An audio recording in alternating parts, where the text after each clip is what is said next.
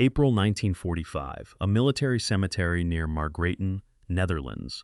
Rain falls steadily onto the fresh mud of a newly established burial ground, where long, straight lines of white wooden crosses stand in perfect formation.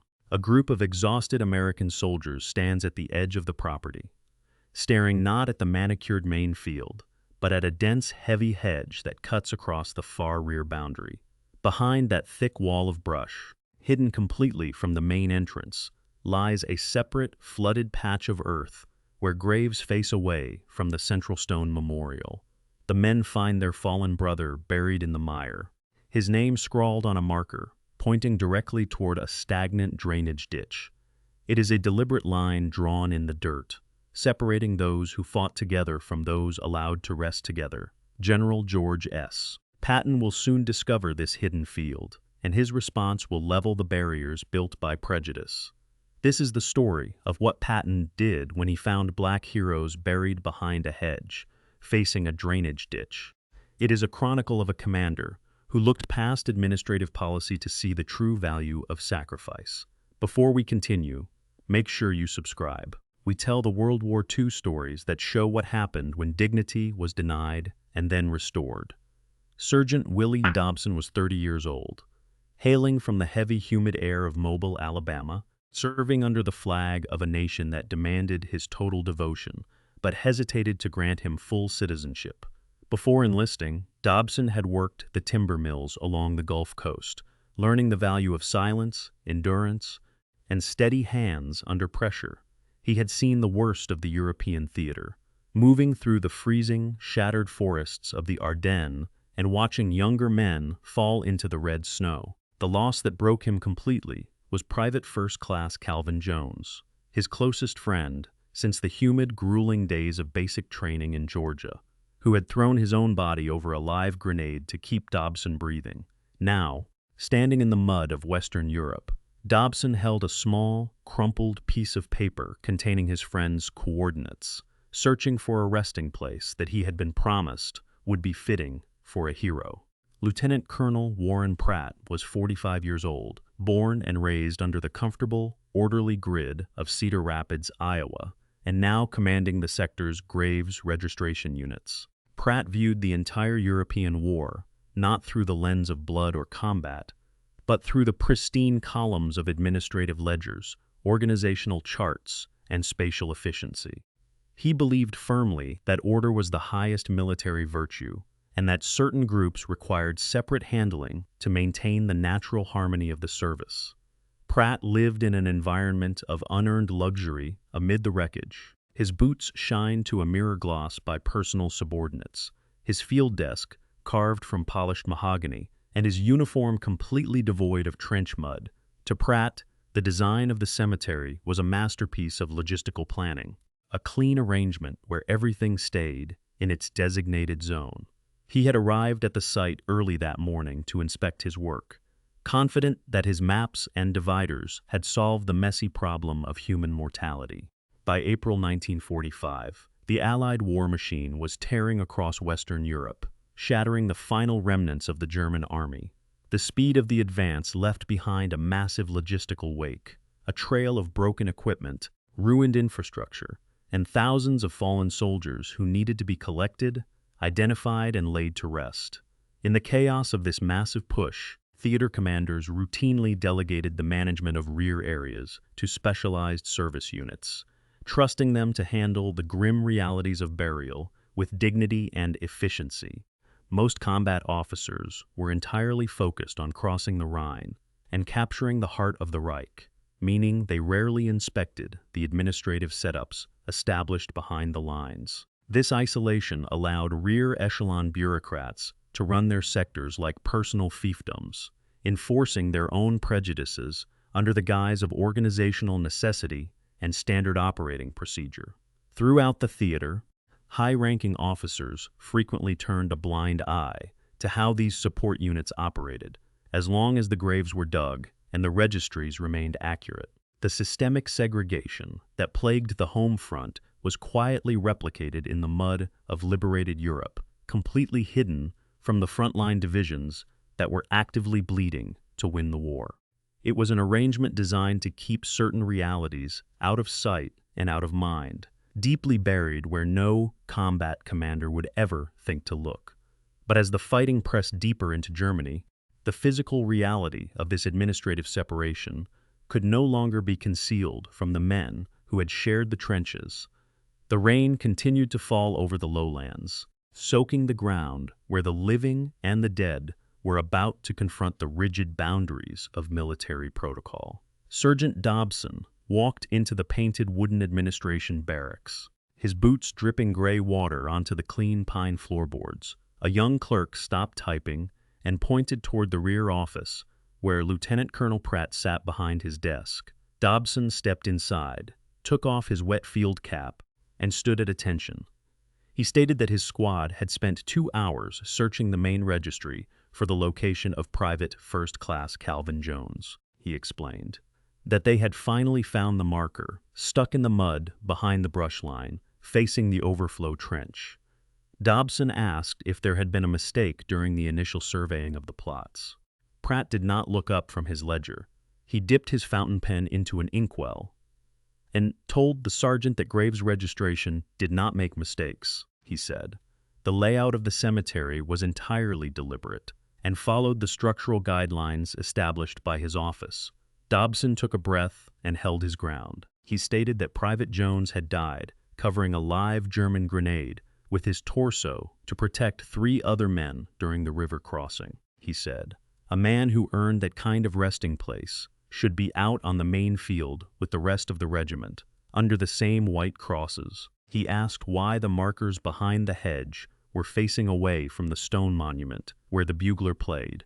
Pratt finally placed his pen on the desk and looked at the sergeant's muddy uniform. He said that military discipline required order at every stage of service, from the training camp to the final resting place. He told Dobson that certain groupings were necessary to maintain administrative harmony and avoid friction among visiting families after the war.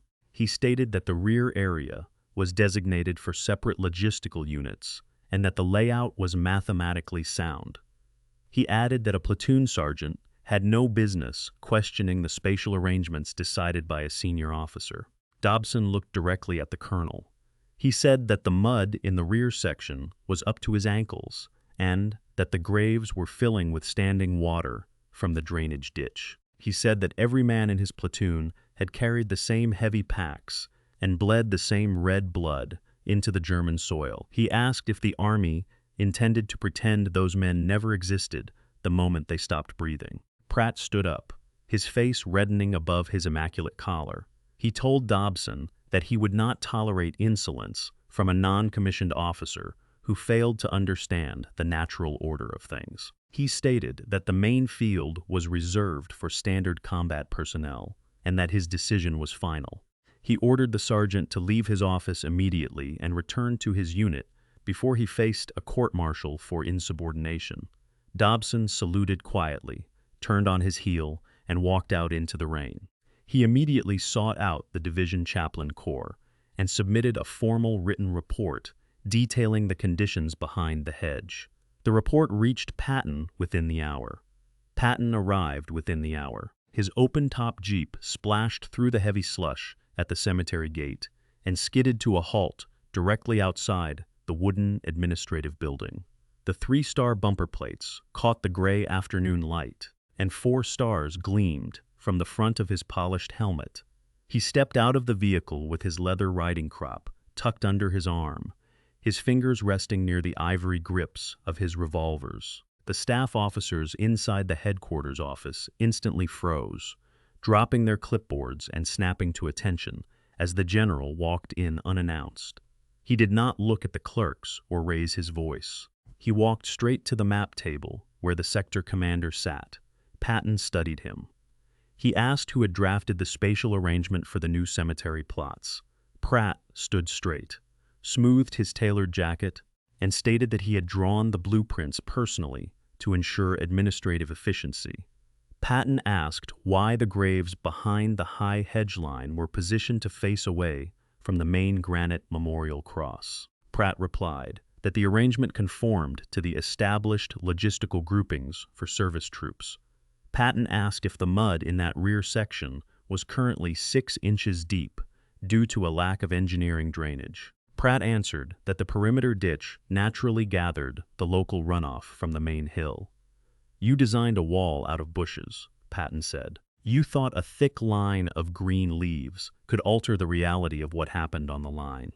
You believed you could hide the men who carried the ammunition and drove the trucks and died in the river crossings. The ledger in your office lists names, but it does not record the color of a man's blood when he bleeds into the dirt. The enemy did not separate his artillery fire based on your logistics charts. The shrapnel did not select its targets using the rules of your hometown neighborhood. Sergeant Dobson's squad mate died with his face in the mud so that you could sit behind a polished mahogany desk in a dry room. He gave his last breath to keep this army moving forward while you were measuring distances with a brass divider. Now you will look at what you have built. You have a choice. You can pick up a shovel and tear down that barrier yourself, or you will be stripped of your rank before sundown. Decide now." Pratt stood entirely motionless, his face turning pale as he realized the general was not going to negotiate. He nodded once, his mouth open but silent, unable to find a single administrative regulation to shield himself from the cold anger in Patton's eyes. The general didn't wait for a reply.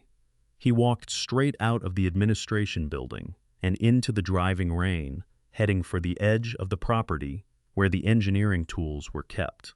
A dozen guards and gravediggers watched in complete silence as Patton seized a heavy iron-headed pickaxe from the rack, turned toward Lieutenant Colonel Pratt, and shoved the wooden handle hard into his chest. He ordered the commander to start swinging against the dense roots of the private hedge that kept the rear section hidden. Pratt took the tool with trembling hands, his polished leather boots sinking instantly into the thick gray mire. As he struck his first awkward blow against the tangled branches, the wet wood splintered under the impact, sending bits of damp pulp into the air, while the officers from the headquarters pool were ordered to grab shovels and clear the dense brush away. For 3 hours, the administration staff slaved in the downpour, their clean uniforms turning black with Dutch silt, their hands blistering as they dragged the heavy thorns away from the boundary line.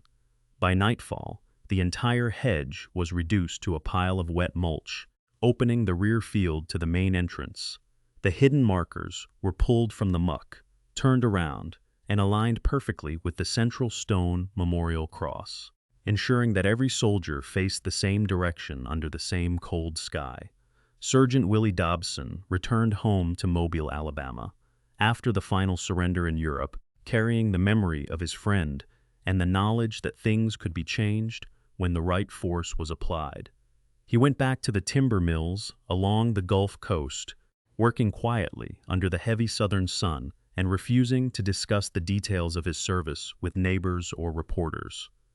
He lived a long, peaceful life surrounded by his children, eventually passing away in his sleep in the autumn of 1978. He kept a small piece of wood from the shattered Dutch hedge inside his dresser drawer for the rest of his days, a silent reminder of the afternoon the ground was leveled. Lieutenant Colonel Warren Pratt was relieved of his sector command the morning after the incident and reassigned to a remote supply depot in North Africa, far away from any administrative planning roles. He returned to Cedar Rapids, Iowa, in 1946, where he became a shipping clerk for an agricultural manufacturing firm. Though his colleagues noted he had lost his passion for charts and ledgers, he spent his remaining years in quiet obscurity, never speaking of his time in the Netherlands, and died in a county hospital in 1964. General Patton never recorded the confrontation in his official operational logs, keeping the reports buried inside a personal field trunk that traveled with his headquarters staff. He mentioned the event only once, in a private letter written to his wife later that month, noting that some men spent too much time drawing lines on paper and not enough time looking at the actual earth. He wrote that the only true measure of an army was how its men stood together when the firing started, and how they lay together when it stopped.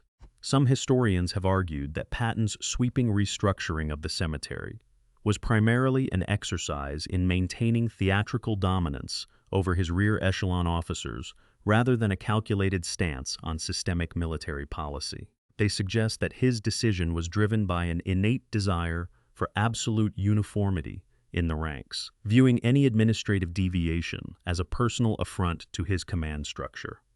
Others have argued the opposite, insisting that the general possessed a deep, unyielding respect for frontline sacrifice that transcended the social prejudices of his generation. They maintain that his swift intervention at the burial grounds proved he valued combat merit above bureaucratic protocol.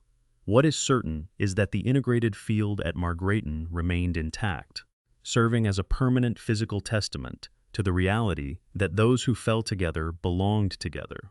If you had been in Patton's position, would you have done the same? Or would you have quietly filed an official report up the traditional chain of command? Let us know in the comments. And if you want more stories about what happened when dignity was denied and then restored, make sure to subscribe.